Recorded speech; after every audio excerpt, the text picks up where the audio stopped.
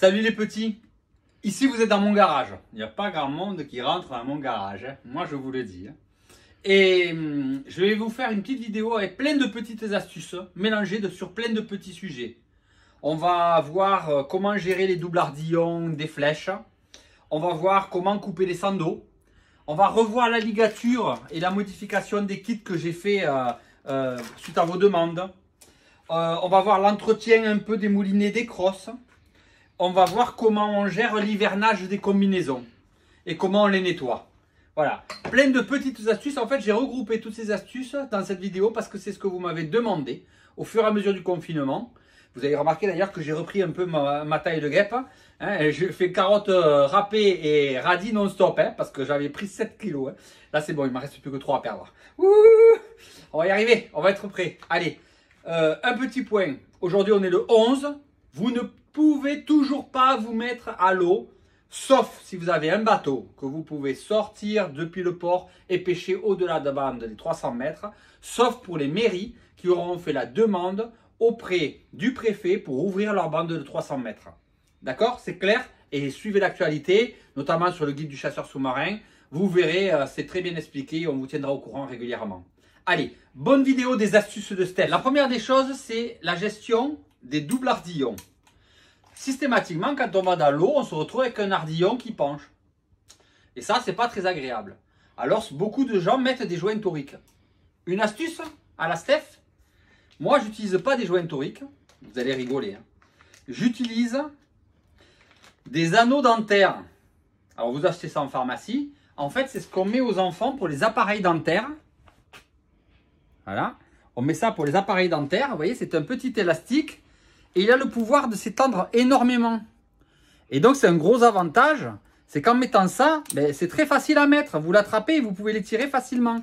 Alors qu'un joint torique, c'est toujours la galère. Et là, même avec les gants, vous pouvez l'attraper très très facilement parce que ça s'étend en grand. Voilà. Ben, c'est une petite astuce qui enlève beaucoup de problèmes. C'est bon. Comment couper un sando? Alors moi, j'ai vu des gens prendre des pinces coupantes et essayer de couper un sando. Et là, c'est la galère. Bon, ça marche pas. Alors, une astuce géniale, et pourtant tellement simple. On prend un bon ciseau et regardez. Et oui, c'est tout simple. Donc, pensez-y, n'allez pas vous embêter avec des pinces coupantes. Vous prenez un ciseau, vous coupez et regardez, l'astuce suivante, c'est que ça, vous le mettez systématiquement au bout de vos flèches et ça évitera les accidents. Allez, une autre astuce que vous m'avez demandé. Comment redresser une flèche tordue? Ben, une flèche tordue, on n'essaye pas d'aller la redresser comme ça ou comme ça. Non, non, non. Il faut se servir de la mémoire au ressort de l'acier. Vous la posez au sol, vous vous mettez pieds nus. Vous allez placer votre doigt de pied à l'endroit où elle est tordue. Donc, vous tournez votre flèche, voilà, elle est là. Vous placez l'endroit de votre pied exactement à l'endroit où elle est tordue. Et vous allez appuyer et relâcher. D'ailleurs, c'est mieux carrément d'enlever ça au bout. Ça sera beaucoup plus efficace. Allez, vous recherchez où elle est tordue. Là, elle est tordue là. Là, ici. Donc, vous voyez, je regarde dans l'axe de mes yeux. Je regarde la flèche. Je cherche où elle est tordue. Et je vais chercher la scie ressort. Voilà. Je vais lui faire reprendre. Et voilà. Ça y est, elle est parfaite. Voilà. Donc, d'accord, se servir de la mémoire qu'a la flèche. Si vous essayez de la contraindre, c'est foutu, ça ne marche pas. Il faut essayer de lui faire reprendre sa mémoire. Un point important, hein, je vous l'ai déjà dit, et je sais que vu le nombre que j'ai vendus, vous avez tous réagi, mais pensez bien à utiliser des protèges sando. D'accord? Alors, une astuce. Vous voyez, j'ai augmenté, à votre demande d'ailleurs, le trou. Pourquoi? Parce que maintenant, vous pouvez l'extraire même avec le protège flèche. C'est quand même plus facile. Et pareil pour le mettre, même si vous avez votre protège flèche, vous pouvez le mettre plus facilement. Voilà, donc j'ai agrandi un peu ce trou-là pour pouvoir faciliter l'installation du protège sando. Ça, c'est un an de gagner sur la vie de vos sandos, hein, si vous les protégez des UV. Hein, parce que les UV, ça détruit systématiquement le sando. Hein. S'il y en a certains qui l'ont acheté avec le petit trou, n'allez pas le jeter, n'allez pas en racheter. Vous prenez un ciseau et vous agrandissez le trou et vous demandez de refaire un peu un point de ligature aux deux endroits de la couture. D'accord? N'allez pas jeter ça. Pensez toujours au recyclage. On n'est pas là dans une société de consommation. On doit penser à l'écologie et donc n'allez pas jeter de l'argent par la fenêtre. Découpez un petit point de chaque côté et c'est fini. Vous m'avez demandé aussi comment on meulait les flèches. En fait, souvent, à force de taper dans les cailloux, vous avez vos pointes qui s'émoussent. Moi, j'utilise un touret à meuler. Alors, ce touret à meuler, vous voyez, il est libre. C'est volontaire. J'aime bien pour pouvoir mettre l'angle que je veux. Je le tiens avec la main pour pouvoir tourner après ma flèche. Donc, vous voyez, je pose la flèche sur mon épaule. Je tiens mon touret à meuler pour qu'il soit libre, pour que je n'ai pas de contrainte. Je viens placer ma flèche et je tourne ma flèche contre la pierre à meuler. Et l'idée, c'est de ne pas s'arrêter. Il faut tout le temps tourner pour pouvoir arriver à avoir une pointe parfaite. Facile, hein? Ça, le WD-40, c'est l'arme magique du chasseur sous-marin. On m'a dit, comment tu fais pour traiter tes crosses et traiter tes moulinets? Alors oui, il y a des vidéos très très bien faites sur Internet que vous trouverez où il démonte les moulinets, il les graisse, il démonte les cassettes, il les graisse. C'est la vérité, c'est top. Moi, je n'ai pas envie de m'emmerder. Donc si vous n'avez pas envie de vous emmerder, le W40, il a deux fonctions. Un, il va dérouiller. Deux, mais il n'a même pas deux, il a trois fonctions. Il dérouille, il enlève le sel et il protège. Donc régulièrement quand je sors dans l'eau, par l'endroit où vient la cassette, pardon, la flèche dans la cassette, un bon coup de W40. C'est tout. Et pareil, bien sûr, au niveau du moulinet. Au niveau de l'axe, dessus et dessous. Terminé. C'est le seul entretien que je fais de mes fusils. Et ça suffit largement. Par contre, quand vous dessalez vos fusils, vous dessalez que le début du fil. Il est bien, une fois par an, de défaire tout votre fil et de dessaler la totalité de votre fil pour le mettre à tremper. Voilà. Donc, moi, je ne m'embête pas. Pas plus que ça, ça suffit largement à maintenir vos crosses et vos mécanismes de moulinet en bon état. Suite à votre demande, j'ai modifié le kit de billes.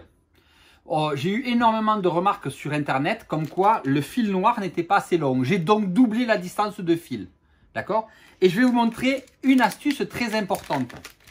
Parce que certains d'entre vous m'ont dit « Oui, mais le fil, tu l'as mis en 2 mm, donc c'est trop gros, on arrive à le passer dans les billes. » Oui, c'est vrai que si vous prenez le fil et que vous essayez de le passer dans les billes, allez en passer deux, vous allez galérer comme c'est pas possible.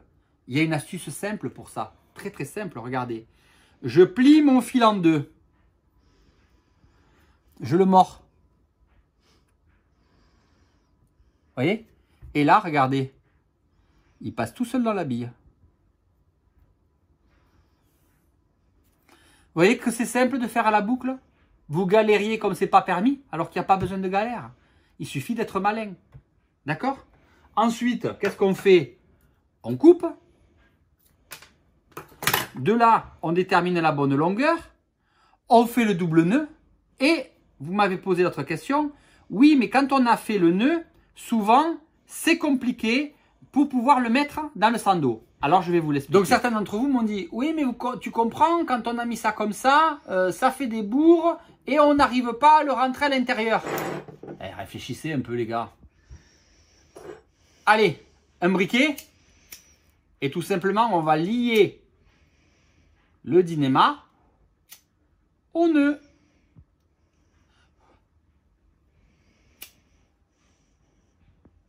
On le fait bien fondre et on le lie au nœud.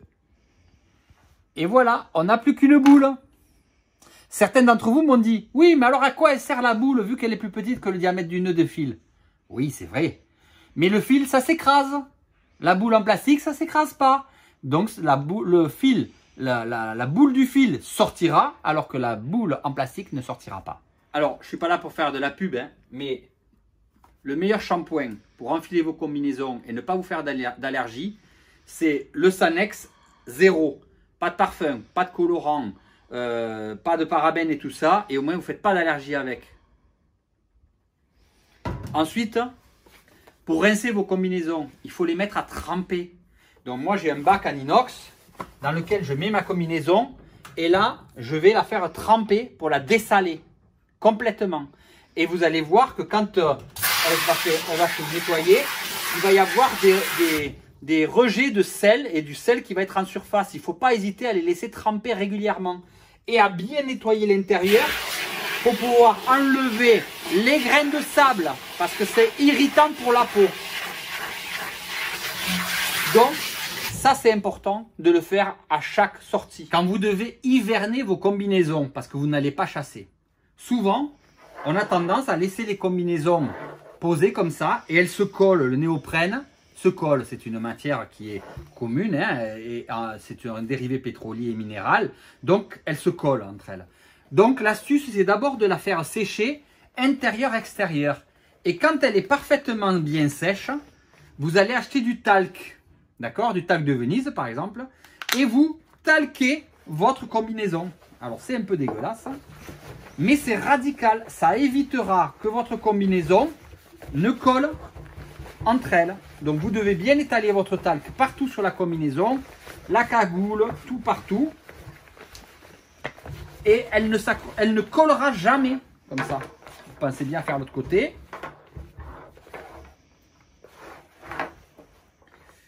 Comme dit ma femme, là, hein, c'est les astuces de MacGyver. Mac Dudon. MacDanty. MacDanty. Voilà. Donc quand vous avez bien... Il est où ton couteau suisse? Enduit votre... il est là-bas rangé. Quand vous avez bien enduit votre néoprène de talc, ben là, à ce moment-là, et que à ce moment-là... Ah, vous voyez, là, il y a une partie qui ne s'est pas faite. Il faut la faire. Voilà. Et donc, quand vous avez bien enduit votre combinaison de talc, là, à ce moment-là, vous pouvez la retourner parce qu'il est toujours préférable de stocker votre combinaison côté tissu que côté néoprène. Parce qu'en fait, le néoprène, il n'aime pas les UV lui non plus. Il est comme les sandos. Donc, il faut mieux la stocker dans ce sens-là. D'accord? Et l'avantage, c'est que comme maintenant, il est enduit de talc, votre combinaison ne collera plus et vous la récupérerez à la fin de l'hiver en parfait état. Bon, j'espère que cette vidéo vous aura plu. Alors, j'ai sorti le couteau suisse parce que c'est les vidéos de MacDanty. Hein. Donc, ma femme m'a dit il faut que je sorte le couteau suisse parce qu'avec ça, on est capable de tout faire. N'empêche que ce petit couteau suisse me suit partout avec moi lors de mes déplacements à l'étranger. C'est l'arme fatale qui me permet de pouvoir réparer n'importe quoi. Bonne vidéo les petits!